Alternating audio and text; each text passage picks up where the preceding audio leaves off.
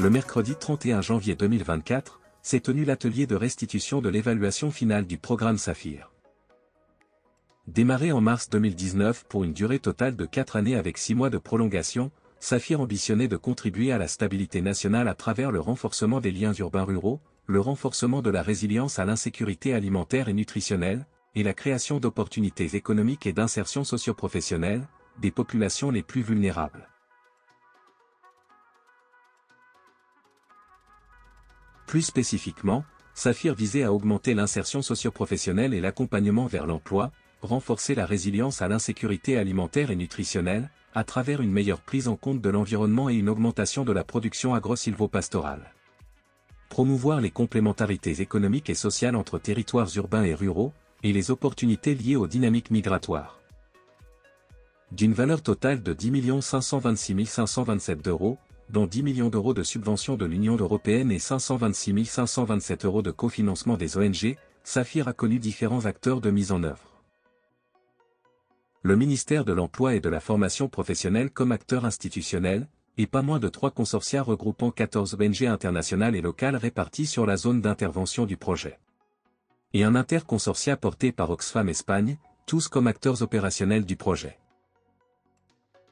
La performance de Saphir est globalement très satisfaisante, et le programme affiche de bons résultats, notamment au niveau de la création d'emplois, du renforcement des compétences professionnelles et de l'employabilité, de la création et du développement d'activités génératrices de revenus, de l'appui au groupement et au renforcement des capacités des femmes et des coopératifs agricoles. Principales recommandations. Sur la stratégie d'intervention.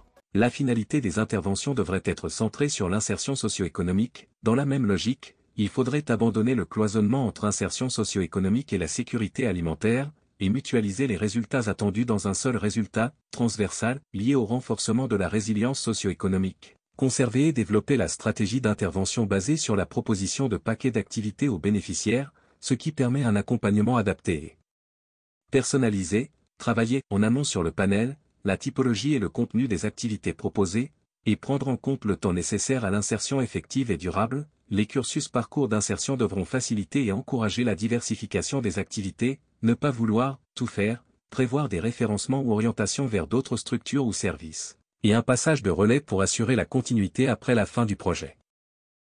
Il faudrait conserver et développer la stratégie d'intervention de Saphir, basée sur la proposition de paquets d'activités aux bénéficiaires, car cela permet un accompagnement adapté et personnalisé. Les cursus parcours d'insertion devront faciliter et encourager la diversification des activités, car c'est une réponse adaptée au sous-emploi. Sur le management et la gouvernance. Les prochains programmes devront veiller à assurer l'appropriation des ministères sectoriels et des autorités locales.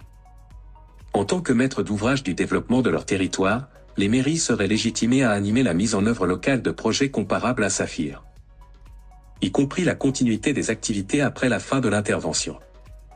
De même, les agences TECIL devraient pouvoir se remobiliser activement pour accompagner les jeunes vers l'insertion socio-économique et assurer le lien avec les dispositifs nationaux et les autres projets liés à l'emploi. Les prochains programmes devront veiller à assurer l'appropriation, d'une part des ministères sectoriels pour un bon ancrage institutionnel et d'autre part des autorités locales, pour une forte capacité d'action au niveau local. Sur la dimension genre, il faudrait continuer à diversifier la nature des formations proposées aux femmes et inclure davantage de métiers traditionnellement réservés aux hommes. Identifier et travailler à lever les barrières qui freinent l'accès des femmes au crédit, et développer des activités incluant également des hommes, en vue de lever ou d'atténuer les freins socioculturels.